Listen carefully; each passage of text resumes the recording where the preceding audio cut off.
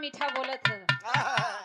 सुग्गा जो बसा है अंदर, अच्छा सोको भैया सुग्गा, तो सब लोगों के बीच में जो हृदय में विराजमान है, परम तत्व विद्यमान है, जो माया से परे है और मायातीत है, जो माया भी है और मायापति भी है, जिससे पार जाने की अवधारणा के लिए यह मानव तन मिला है। कहा है बड़े भाग मानुष तन पावा, सुर दुर्लभ सब ग्रंथे ही गावा, और साधन धाम मोक्ष करि द्वारा, पाई न जेहि परलोक सवारा।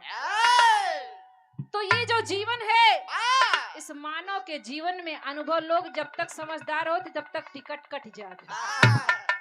एमरजेंसी तत्काल टिकट नहीं होते, तत्काल तो रेयर केस में होते, लेकिन परमानेंट टिकट कट जाते जब आदमी समझदार हो जाता। लेकिन सच तो यह है कि ओशो ने कहा है किसी समझदारी का अनुभव लेने के लिए ही जीवन मिला है। तो पुरनिया का कह के गए,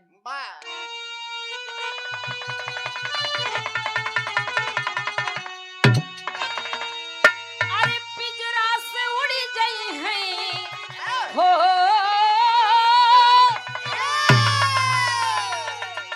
अरे पिंजरा से उड़ी गई है, अरे जही दिन सुगनवा,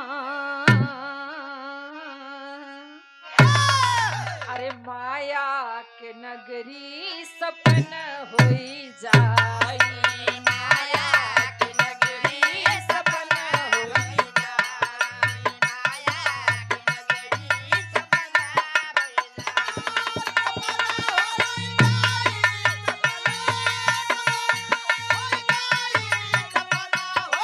जाई, माया की नगरी सपन होई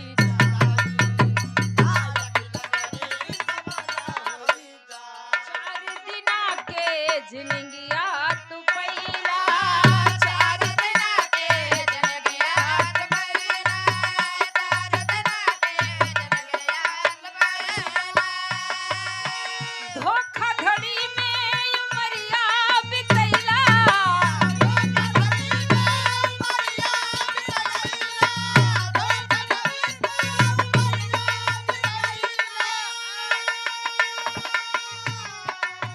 जीवन में दो तरह के लोग होते, कुछ लोग बहरे वाले के छलत ही भैया, कुछ लोग बाहर वाले के छलत ही, कुछ लोग अंदर वाले के छलत। जो बाहर वाले के छलत ही वो समाज के प्रति बड़ा बहादुर होती कि कुछ होई हम इनकर सारा नुकसान कह के मानो।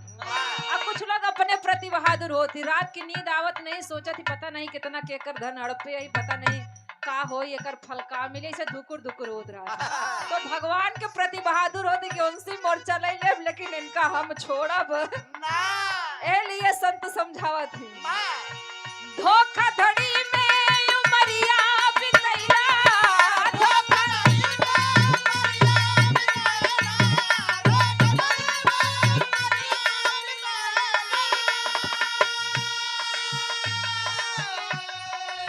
देखा, पूजा करना हर किसी के बस के बाहर की बात है, और मनुष्य शरीर में, मनुष्य के तन में, चाहे कोई 1 घंटा पूजा करे, चाहे 2 घंटा करे, चाहे 5 मिनट करे भैया। अगर आपके घर कोई घर से बाहर जा रहा है, आप घंटी बजाओ पूजा करत बैठा हो, भूखा दिन में घरे चला गया, दिन भर ऑफिस गवा खट के आए काम करे, तो हर पूजा 2 कौड़ी का। उस समय आपके लिए आपकी रसोई ही पूजा है। आपके घर से जाने वाला जो व्यक्ति है उसके अंदर भी परमेश्वर निवास करता है। इस प्रकार की पूजा करिए। यदि कहीं जरूरत है किसी के मदद की तो आप लोटा रख दीजिए, बेशक रख दीजिए, जल के फूल को भगवान से कह दीजिए कि ईश्वर मैं असमर्थ हूँ, किसी की मदद कर दीजिए, वो पूजा है। सड़क किसी भटके हुए को सही रास्ता दिखा दीजिए, वो पूजा है। कभी कभी लोग किसी को गलत रास्ता बता करके हंसी आनंद लेते हैं, वो पूजा नहीं है, वो आनंद नहीं है, वो पाप है जो आप उसकी गठरी को धीरे धीरे संचित कर रहे हैं। इसलिए मन के वहम को खत्म कर दीजिए, मन के जो तमाम कुचाल है उससे परे हो जाइए, यही सब सर्वाधिक बड़ी पूजा है। इसलिए कहना है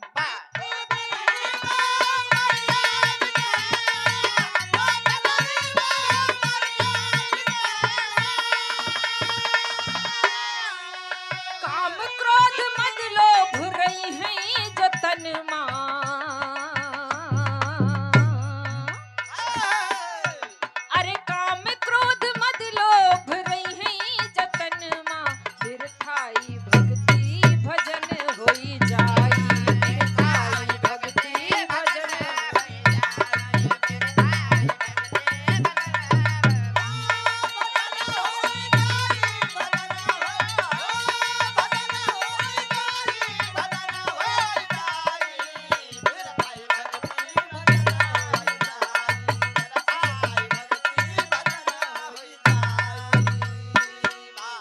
अंतिम प्रमाण में कहना है क्या?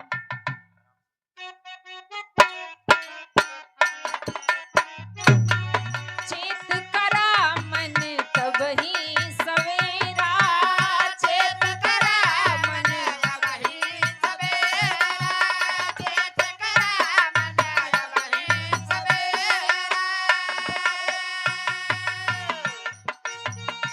चेत करा मन तबहि सवेरा, जब जागो तभी सवेरा। सुबह का भूला शाम को घर आ जाए तो उसे भूला हुआ नहीं कहते, क्योंकि वो अपनी राहों की ओर वो पथिक चल चुका है। चेत करा मन तबहि सवेरा, चेत करा मन तबहि सवेरा, चेत करा मन तबहि सवेरा। हो ना हो, बहुत ही बारीक बात लिखी गई है। ये नगरी संसार रूपी नगरी है, लेकिन ये आत्मा, ये जो आत्मा है ईश्वर रूपी जो आत्मा है, ये शरीर रूपी नगरी में फेरा करती है जब तक यह जीवन चक्र चलता रहता है। हो ना हो इस नगरी में फेरा, हो ना हो इस नगरी में फेरा, हो ना हो इस नगरी में फेरा। श्रद्धेय सम्मानित भैया जी, बड़ी मम्मी आपकी थी माता स्वर्गीय राम दुलारी पाल जी। भैया लालचंद पाल भैया जी के कर कमलों द्वारा 51 रुपए का आशीर्वाद हुआ। बड़े भैया को प्रणाम है, नमस्ते है। माता जी को सद्गति दे परमात्मा, यही मेरी प्रभु से प्रार्थना है। हो ना हो इस नगरी में फेरा, हो ना हो इस नगरी में फेरा, हो ना हो इस नगरी में फेरा। हैदर अली जुगनू जी, लास्ट में एक लाइन कहना चाहूंगी कि दीपक भैया ने पोस्ट डाला था, हमेशा सकारात्मक पोस्ट डाले, जनता जनार्दन अपने आप आशीर्वाद देती है। देख लीजिए यूट्यूबर साथियों को, ऐसा नहीं है, इनकी सद्भावना है, इनकी भी मजबूरी होती है, यहाँ जाना है, वहां जाना है, वहां जाना है, तमाम जगह बिजी होते, सबके दैनिक दिनचर्या और कार्य हुआ करते हैं। तो गोविंद भैया आपके फर्स्ट सेलिब्रेशन में हमारे साथ, देखिए हमारे सभी यूट्यूबर साथी उपस्थित हैं, तो सबको प्रणाम करती हूँ। आप लोग आए, बहुत बहुत आप लोग तरक्की करिए, एडिटिंग अच्छी करिए, सब्जेक्ट मैटर अच्छा डालिए, थोड़ा बिलीवेबल बनिए, विश्वसनीय बनिए। बहुत लोग ऐसा धमाका लिख देती पोस्ट कि धमाका के बाद पब्लिक भी सब जानती है। एक गाना है, ये पब्लिक है सब जानती है, अंदर क्या है बाहर क्या है सबको ये पहचानती है।